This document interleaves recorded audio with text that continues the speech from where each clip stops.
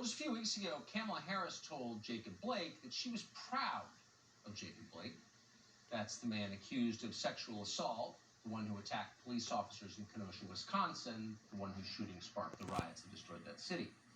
Harris made that remark while visiting Blake's family, but Kamala Harris has not visited the family of LA police deputies who were shot on Saturday in Compton. Why is that exactly?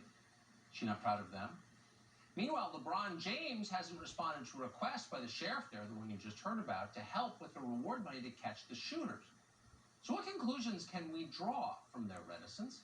Candice Owens is the author of Blackout, How Black America Can Make Its Escape, its second escape to the Democrat plantation. She joins us tonight. Candice, thanks so much for coming on.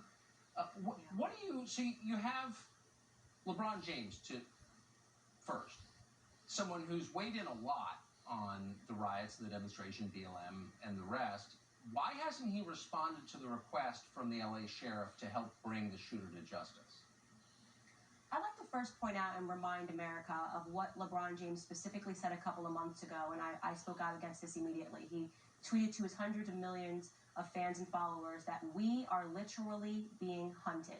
We, meaning black people, being hunted by, meaning white people in this country. And think about that statement and what it sends out to, what kind of a bat signal it sends out to black Americans, to young black men, when someone of his caliber, of his status, is saying that we are literally being hunted. He's implying that white people are predators, that our law enforcement agents are predators, and that we are in a state of survival. I mean, if you are literally being hunted, that sort of a rhetoric, right?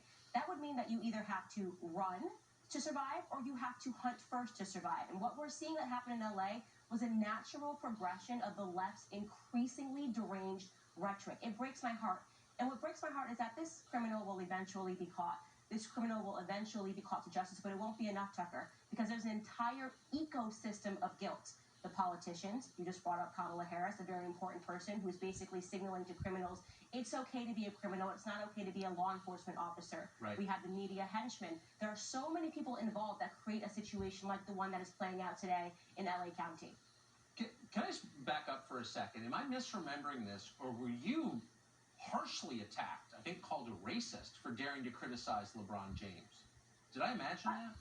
I've been called a white supremacist, believe it or not, because this is the upside down world that we live in, Tucker. I'm a white supremacist because I call out the truth.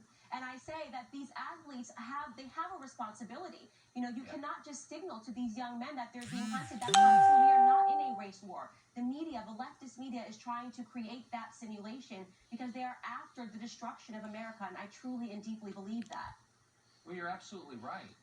You're absolutely right. The evidence is so overwhelming at this point that I don't really think there's much of a debate about it. You've been brave, Candice Owens, and I appreciate that, and I appreciate your coming on the show. Thank you.